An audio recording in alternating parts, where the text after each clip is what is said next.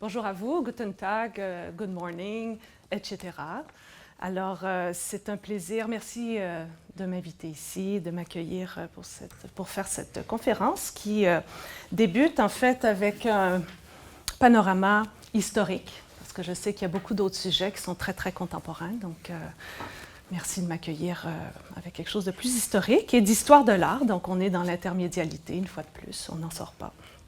Donc, un drôle de titre, effectivement, éduquer les Américains par la télévision.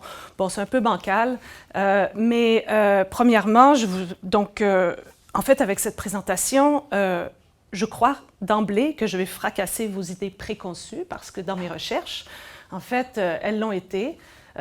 Mettre ensemble Américains et art et éducation à l'art, c'est un petit peu surprenant, n'est-ce pas? Donc, et pourtant, il y a eu beaucoup d'émissions télévisuelles sur l'art dans les réseaux tant commerciaux que éducatifs aux États-Unis, sur les arts tous genres confondus et les arts visuels en particulier, dès la commercialisation de la télévision jusqu'à la fin des années 50. Plus qu'en France, plus qu'en Italie, plus qu'en Grande-Bretagne, individuellement, et je serais prête à dire tous les trois réunis. C'est pas rien quand même. Selon Lynn Spiegel, qui est professeur en culture médiatique à la Northwestern University, il se crée au sortir de la Seconde Guerre mondiale une importante alliance entre la télévision, les musées d'art et les politiciens et les politiques en vue de la construction d'une culture américaine distincte de l'européenne. Ce sera le siècle américain, à l'opposé d'un siècle fasciste ou communiste. On y sera moderne et libre à l'image de ses gratte-ciels et de son avant-garde, de son art d'avant-garde. Sur le plan national, il faut guider une classe moyenne tout aussi émergente que la télévision vers la modernité et cette nouvelle culture américaine. Et la télévision et les musées d'art s'avèrent des partenaires incontournables. On va essayer de voir comment ça marche. Oui, ça marche.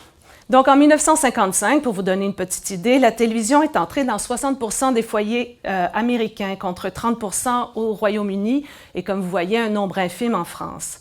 La progression, donc, est fulgurante parce que 15 ans plus tôt, en 1940, alors que la télévision se commercialise réellement, si on veut, aux États-Unis, il n'y a que 7000 récepteurs qui sont recensés aux États-Unis. Donc, vous voyez, c'est énorme comme progression. Et puis, en 1960, on est à 56 millions de récepteurs aux États-Unis. Donc, c'est gigantesque. Donc, le déploiement des stations, d'abord indépendantes, se fait de ville en ville. Ce n'est pas une espèce de réseau comme on peut imaginer, là, des ondes qui partent d'un point fixe puis qui s'étendent. Non, non, c'est chaque station s'ouvre d'une ville à l'autre, d'est en ouest, à partir de New York, alors épicentre du divertissement et de la culture aux États-Unis. Cette expansion se fait au même rythme que celui des banlieues, où le téléviseur est un élément devenu central dans les foyers modernes américains. Bref, on a besoin de contenu et vite.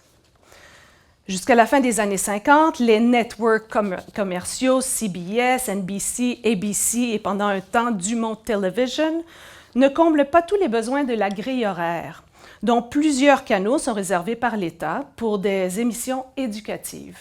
Les stations locales, souvent à vocation éducative, doivent donc concevoir et produire de la programmation. Et pour ce faire, elles collaborent avec les institutions locales et notamment les musées des beaux-arts, les musées des arts.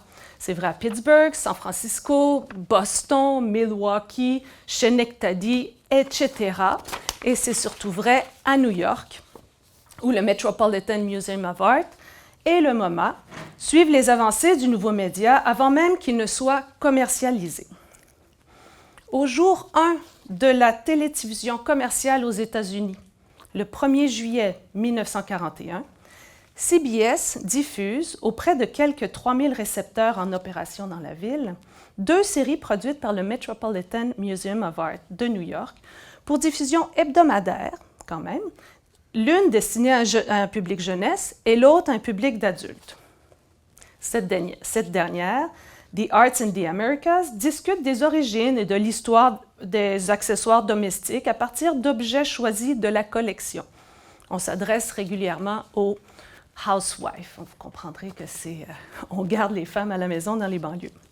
Sans modèle formel sur lequel s'appuyer, ni studio de tournage, les concepteurs des premières émissions télévisuelles sur l'art s'inspirent des discussions radiophoniques éducatives déjà bien établies dans les habitudes des Américains et produites par les réseaux CBS et NBC, qui sont donc les nouveaux diffuseurs de télévision, et reprennent pour l'écran la forme de la conférence d'histoire de l'art, dont on voit un exemple ici.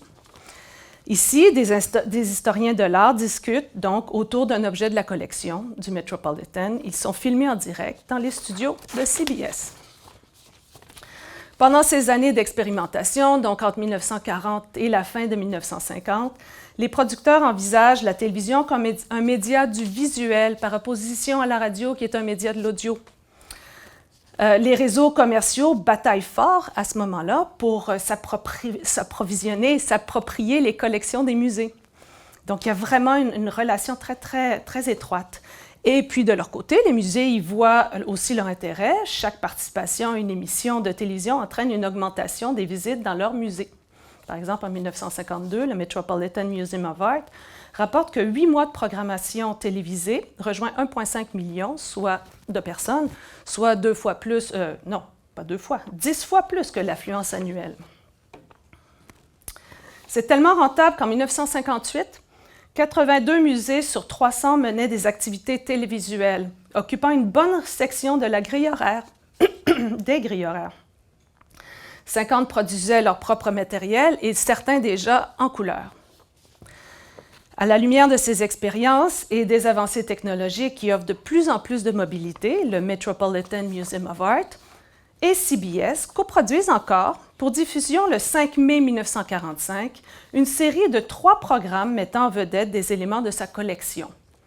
Le dernier de cette série, Arms and Armors, Yesterday and Today, met en correspondance l'histoire d'un cavalier en armure médiévale et celle d'un soldat revêtu de son armure de la US Army Air Force.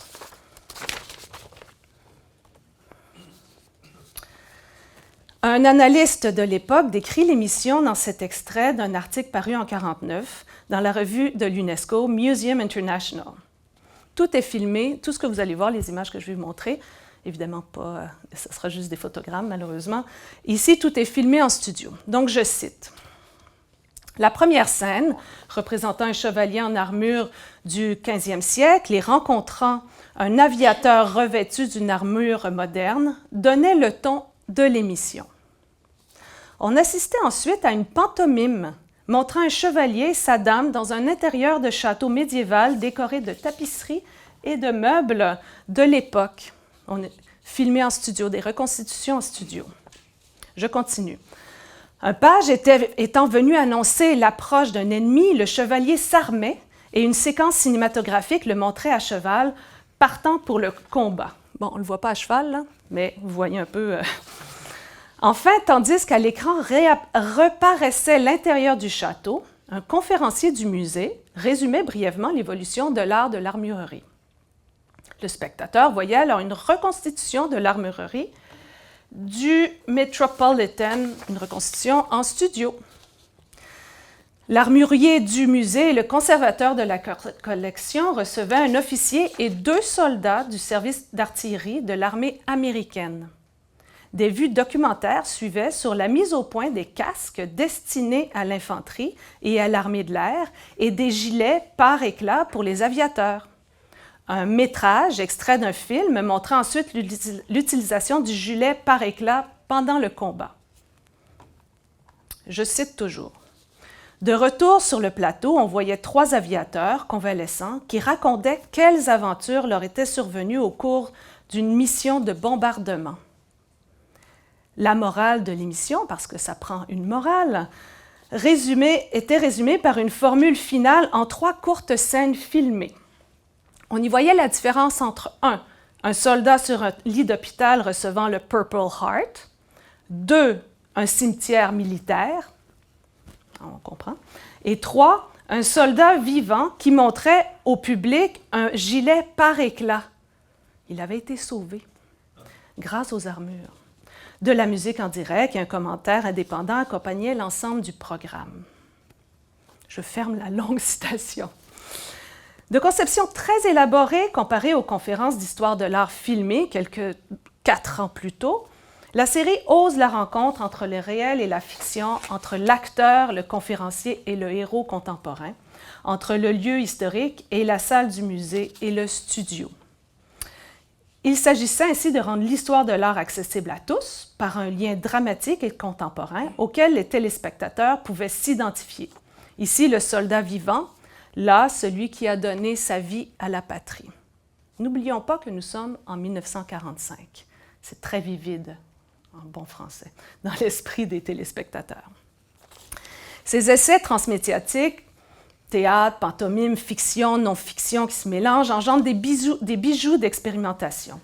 Notamment cette théâtralisation du tableau de Raphaël, Saint-Georges et le Dragon, de 45 minutes, produite par le National Gallery en 1947. Essentiellement, on y voit l'insertion, une discussion avec des historiens de l'art, puis l'insertion d'agrandissements photographiques et aussi des scènes d'ombres chinoises, d'acteurs placés derrière un transparent. Donc, on voit le dispositif ici, donc ce qui est vu à l'écran, la grande photo, puis de l'autre côté, donc les projections d'ombres, des ombres chinoises.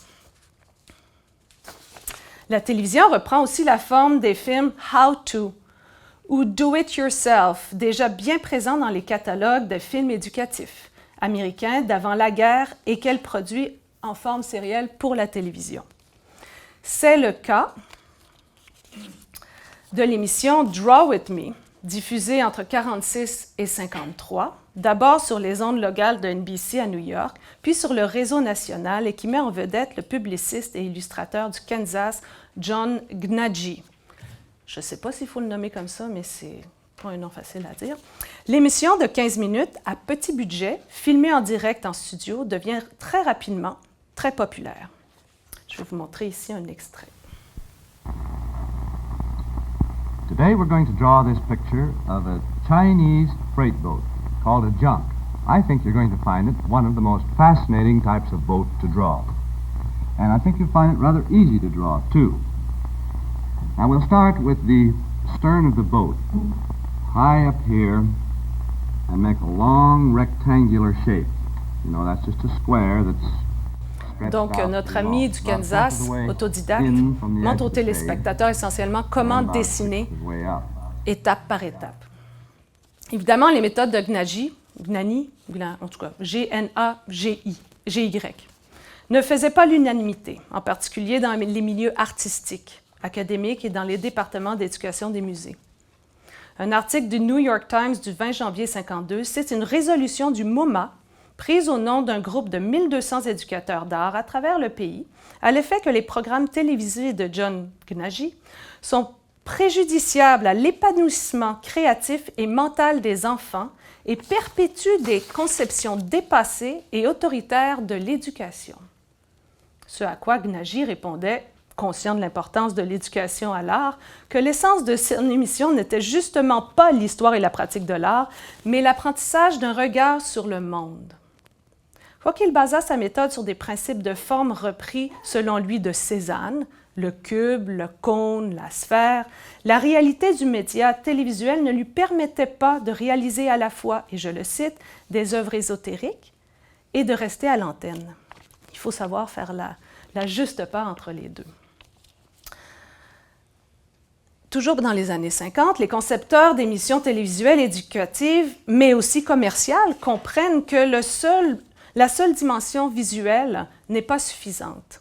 Il faut y ajouter donc le contact par la médiation d'un présentateur, comme Gnadji, ou d'un acteur, comme les pantomimes, comme le chevalier médiéval, et aussi la dimension expressive et sensible, l'affect qui peut s'exprimer par les autres sens.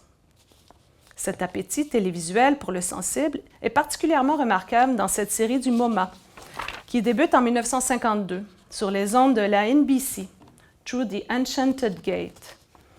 Pensée par Victor D'Amico, à la tête du département d'éducation du musée, et imaginée en collaboration avec la NBC, avec le vice-président de la NBC. Through the Enchanted Gate visait à encourager l'expérimentation individuelle libre, plutôt qu'une pratique de l'art axée sur la technique. Ils étaient invités à explorer des thèmes variés, making a feeling and seeing picture. Discover what you can do with paint. Paint a picture of sounds. Toucher, écouter, voir, ressentir. Il faut sentir et laisser aller sa créativité sans contrainte d'excellence. Et voilà pour la démocratisation de l'art et du geste artistique par la télévision. Que ce soit Draw With Me ou Through the Enchanted Gate, les réseaux comprennent dès le tournant des années 50 qu'en s'adressant aux enfants, ils rejoignent par la bande les parents. Du point de vue des publicitaires, vous aurez compris, et des réseaux, même éducatifs, les enfants représentent une incroyable porte-entrée dans les habitudes de consommation familiale, bref, dans le portefeuille. Et par le même principe, la télévision éducative rejoint la famille par le jeu, l'humour, le ludique et une identification à des personnages forts. Par exemple, de sympathiques marionnettes de Sesame Street. C'est le cas de l'émission spéciale coproduite par le Metropolitan Museum of Art, again, et PBS, Don't Eat the Pictures, Sesame Street at the Metropolitan Museum of Art. Je sais, je dépasse ici largement mon cadre chronologique initial et vous amène en 1983. Avec ce dernier cas qui a hérité, selon moi, des formes expérimentées puis institutionnalisées par la jeune télévision américaine citée plus tôt. Dans l'émission spéciale d'1 heure, diffusée en prime time, le jeudi 24 novembre 1983 à 20h, sur les ondes de PBS, les marionnettes Big Bird, The Cookie Monster, Burnt and Ernie et quelques éducateurs et enfants découvrent les merveilles du musée à travers une série d'aventures. C'est que Big Bird, s'étant éloigné du groupe à la recherche d'un ami, s'est perdu. Du coup, ses acolytes le cherchent partout et passent l'heure de fermeture. Ils sont enfermés pour la nuit dans le musée. S'ensuit une série d'aventures, des découvertes et une énigme que je vous pose et que je vous répondrai peut-être au panel, où se rencontrent hier et aujourd'hui. En anglais, Where does yesterday and today meet? Si l'énigme est résolue, un jeune prince égyptien, le nouvel ami de Big Bird, sera libéré d'un mauvais sort et il pourra enfin retrouver son père et sa mère dont il est séparé depuis 4000 ans. Quand même, chaque personnage dispersé dans le musée découvre différentes salles et œuvres du musée. On explore la collection. Ici, on a dans la salle des armureries, on y revient toujours, on est aux États-Unis, on revient à l'armurerie. Ernie entame une longue discussion et une chanson avec une armure évidemment muette. Une éducatrice intervient pour indiquer ici qu'il s'agit d'une armure vide de chevalier de l'époque médiévale. Il fait semblant d'y croire et continuera de lui parler et de vouloir être son ami. Affamé par cette nuit d'errance et sans biscuits, The Cookie Monster est très déçu de ne pouvoir manger les pommes d'une nature morte de Cézanne. Je vous montre ici un extrait. Oh, Bob, look, apples and pears. Oh boy, Bob, me so hungry. What is it, Cookie Monster? Oh, but look, that looks so delicious. Oh, it's wonderful. Yeah. It's a Cézanne. Say what? Cézanne, Paul Cézanne. Oh, look that picture to me. No, that's the man that painted the picture. He lived in France 100 years ago, Cookie Monster. He's very famous. Bob, when that man finished picture, me bet he ate fruit, right? Huh? I guess so. Yeah. Bob, that leaves picture, right? Yeah, right. Yeah.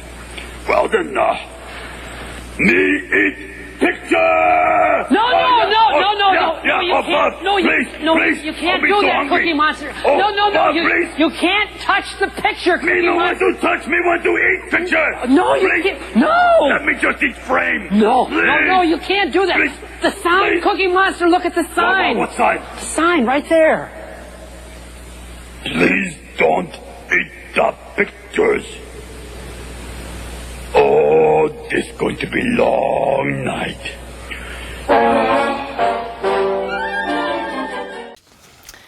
Certains critiques, ça appelle tout le temps notre cœur d'enfant, hein, on y est, peu importe l'âge. Certains critiques de Don't Eat the Picture se désolent du manque d'informations exactes quant au titre, au contexte historique ou même à la date d'une œuvre présentée à l'écran. Qui est Cézanne à part le fait qu'il soit un peintre français ayant vécu il y a 100 ans? Il critique aussi le fait que le musée serve de décor sans laisser de temps au public de saisir combien, et je cite l'article, combien le Metropolitan Museum est merveilleux et spécial. Pourtant, si les informations concernant les œuvres elles-mêmes sont assez succinctes, l'émission est plutôt conçue de manière à inciter le téléspectateur, l'enfant, pas l'adulte, hein, pas du tout, à saisir les codes du musée. Par la métaphore de l'écriteau « Don't eat the picture », l'enfant comprend qu'il ne peut toucher les peintures. Il sait bien, contrairement à Cookie Monster, que les pommes de Cézanne sont une représentation du réel et non le réel. Par le fait même, l'enfant saisit le bon comportement à adopter devant une œuvre et dans un musée sans que ce soit nommé de manière didactique et directe. En guise de conclusion, je crois que c'est un point essentiel de la télévision pédagogique américaine héritée de ses premiers programmes éducatifs à l'art. Indiquer sans ordonner, instruire sans enseigner. Ici, il s'agit de s'approprier les codes culturels et sociaux, quels qu'ils soient, par le jeu et le plaisir, plutôt que par le procédé pédagogique au premier degré. Il s'agit aussi de montrer, de rendre accessible et non d'interpréter une pratique jugée trop complexe qui pourrait inhiber tout désir de s'intéresser au sujet. Il n'est donc pas question d'informer le téléspectateur avec des données tangibles à propos d'une œuvre, mais plutôt de lui ouvrir les portes du musée afin qu'il vienne éventuellement s'y informer.